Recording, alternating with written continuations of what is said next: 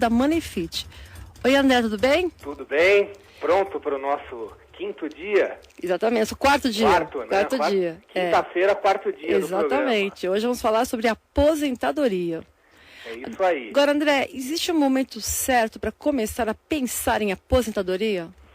Basicamente é o momento que você ganha o primeiro dinheiro, né?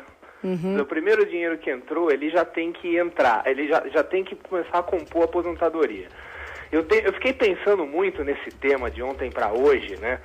Porque eu tenho uma visão sobre a Previdência brasileira, uma visão muito peculiar, assim, particular minha, e basicamente assim, eu vejo que tanto a Previdência privada quanto a Previdência pública, na minha visão, tá tudo errado, né?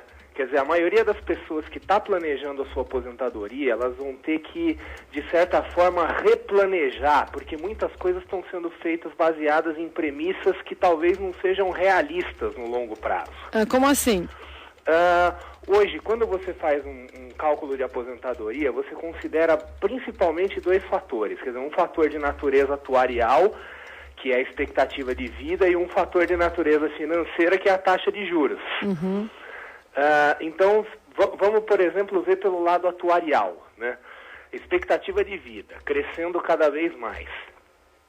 Quem está hoje na faixa de 20, 30 anos de idade pensando na sua aposentadoria, tem que começar a se preparar para uma possibilidade não tão remota assim, de viver mais do que está imaginando.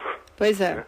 Quer dizer, para quem está na faixa de 20, 30 anos, talvez uma expectativa de vida assim na faixa de 90 até 100 anos não é tão extravagante assim. Exatamente. Então isso já vem de cara, já traz um problema. Quer dizer, a pessoa provavelmente ela vai ter que trabalhar mais do que ela achava e vai ter que guardar mais dinheiro do que imaginava, né? E o segundo fator, que esse é meio assim de tirar o sono também, é a questão das taxas de juros, né? Hoje nós somos o país da maior taxa de juros real do mundo. O Brasil está vivendo uma crise de identidade, na verdade, né? Quer dizer, agora nós somos a bola da vez, o país da moda, vamos para o primeiro mundo, etc. e tal. Só que nós temos dois caminhos possíveis pela frente. Ou o Brasil se torna uma economia desenvolvida de verdade e consequentemente, vai ter taxas de juros de primeiro mundo, ou a gente vai para o buraco, né? Vai lá para o quarto mundo, sei lá. Quer dizer, não dá para a gente virar uma superpotência e ao mesmo tempo ter taxa de juros comparável a países como Venezuela, Paquistão, etc. e tal. E um desses dois caminhos nós vamos ter que seguir. Se a economia brasileira for para o lado bom, para o lado da luz, vamos dizer assim, a nossa taxa de juros vai cair. Aliás, se a gente vê a tendência de longo prazo da taxa de juros, ela é de queda. A taxa de juros vem subindo aí nos últimos meses, nos últimos anos, hoje está em 12 e pouco, mas em 2002 era 25%, em 98 era mais de 40%. Tá, agora, qual é o impacto de tudo isso na aposentadoria? O impacto de tudo isso é o seguinte, a maioria das pessoas hoje está fazendo seus planos de aposentadoria considerando as taxas de hoje. Quer dizer, taxas reais que, vamos dizer assim, na faixa de 7%, 8% ao ano, né, já descontada a inflação, etc. e tal, e naquela tranquilidade da renda fixa.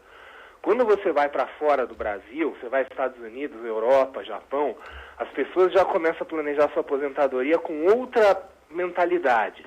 Taxas muito mais baixas, às vezes assim na faixa de 2,5%, 3% real ao ano, e baseadas em portfólios que aqui no Brasil faria a maioria das pessoas perder o sono. Ou seja, uma parte em renda variável. Uma parte grande, diga-se de passagem.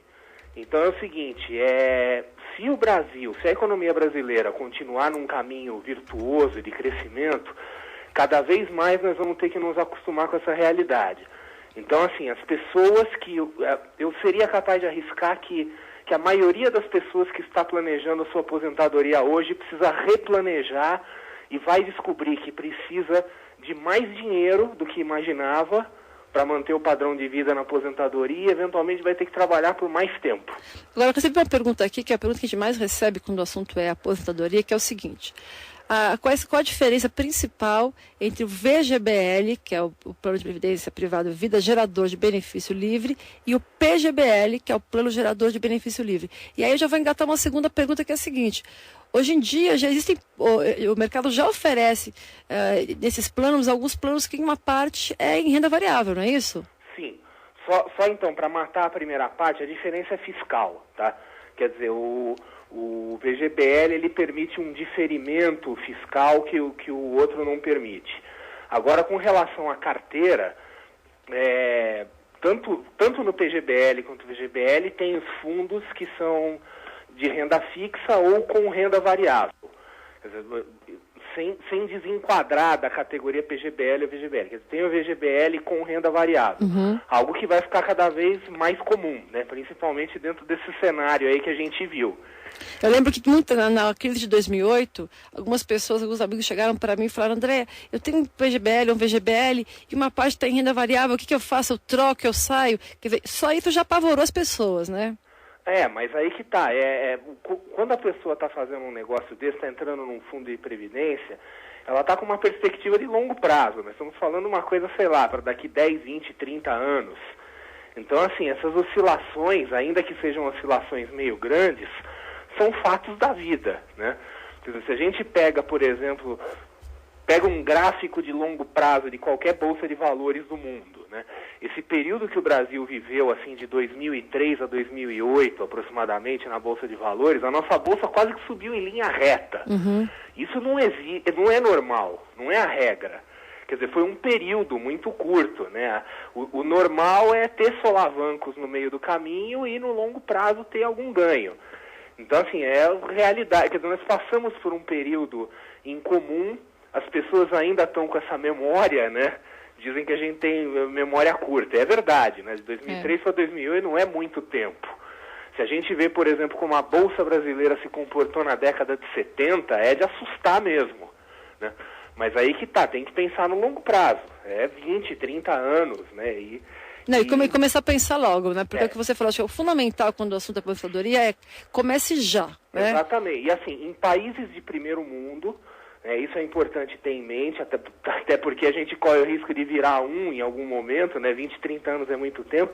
Quer dizer, em países de primeiro mundo, não é uma coisa séria se pensar em aposentadoria sem ter elementos de renda variável, porque simplesmente não dá para ter retorno financeiro de outro jeito. Certo. E aí tem um percentual ideal, claro, cada caso é um caso, cada perfil de investidor é um perfil. Você já ouviu falar num negócio chamado a regra dos 4%, que se usa nos Estados Unidos? Não, como é que é? Isso é tão cabeludo que eu não vou nem falar. Um dia a gente faz um programa só sobre isso, né? Tá certo. Mas assim, para resumir muito, para eles é uma coisa absolutamente normal você ter um portfólio para aposentadoria de 60% de renda variável e 40% de renda fixa, sendo que nesses 40% de renda fixa você tem um monte de títulos ainda que são títulos de alto risco, que são os corporate bonds emitidos por empresas, que aqui no Brasil seria equivalente às debêntures. Bom, então, Alice, isso realmente é bem complicado, vamos deixar para a semana que vem, tá bom, André? Isso aí é o meu castigo, tá? De fim de programa de fortalecimento financeiro, vou deixar todo mundo em dúvida. Tá ótimo, André. Obrigada, até amanhã. Até amanhã, tchau. Agora são 3h15 e no próximo bloco o Walter Polis fala sobre os perigos dos sites de compra coletiva.